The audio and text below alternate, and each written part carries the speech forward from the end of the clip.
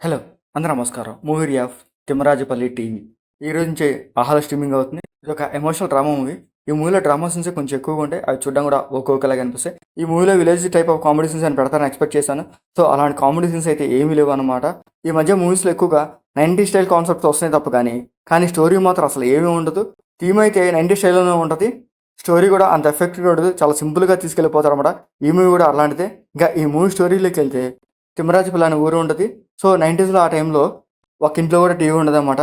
ఏదైనా పండగ వస్తేనే టౌన్లో నుంచి టీవీ విసిఆర్ తెప్పించుకొని సినిమా వేసుకొని చూస్తుంటారు ఆ ఊరు ప్రజలు. సో అలాంటి టైంలోనే ఆ ఊరు ప్రెసిడెంట్ ఒక టీవీ కొనాలనుకుంటాడు. కానీ అంతకు ముందే ఆ ఊర్లో ఒక అతను ఒక టీవీ కొంటాడు. ఆ టీవీని చూడడానికి చుట్టుపక్కల వాళ్ళందరూ వచ్చి చూస్తూ ఉంటారనమాట. అలా ఒకరోజు ఆ టీవీ కనిపించకుండా పోతుంది. ఆ తర్వాత ఆ టీవీ కోసం వెతుకుతుంటారనమాట. అసలు ఆ టీవీని ఎవరు దొంగతనం చేశారో, అసలు ఏం జరిగింది అనేది ఈ మూవీ స్టోరీ. ఆ పైన వేసుకుని ఈ మూవీ స్టోరీ కొంచెం ఇంట్రెస్ట్గా తీసుకెళ్తాను ఎక్స్పెక్ట్ చేశాను. సో అలాంటి అంటూ ఏమీ లేదనమాట. కామెడీ సీన్స్ కూడా ఏమీ లేవు. స్టోరీ చాలా సింపుల్గా తీసుకెళ్తాడు. సీన్స్ కూడా చూడడానికి అసలు చాలా రొటీన్గా అనిపిస్తాయి. ఆ సీన్స్ కూడా అంత ఇంట్రెస్ట్గా అనిపించవు. చూడడానికి చాలా బోరింగ్గా అనిపిస్తుంది. ఇంకా ఈ మూవీ డ్యూరేషన్ వచ్చరికి 2 అవర్స్ ఉంటుంది అనమాట. 2 అవర్స్ ఉన్నా కూడా చాలా లెందీగా అనిపించింది స్టోరీ.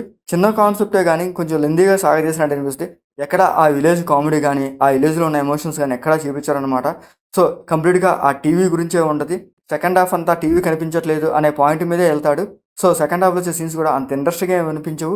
90s ఆ టైంలో టీవీ కనిపించకపోవడం అనేది చాలా పెద్ద విషయం అనమాట. కానీ ఆ హడావుడి మాత్రం సినిమాలో ఎక్కడా ఉండదు. చాలా సింపుల్గా తీసుకెళ్తాడు. ఆ టీవీ దొరకడం కూడా ఎలా దొరికిందా ఏందని కూడా చాలా హైలైట్ చేసి చూపించాడు. చాలా సింపుల్గా తీసుకెళ్తాడు. ఆ టీవీ కనిపించకపోవడం కూడా చిన్న రీజన్ పెడతారు.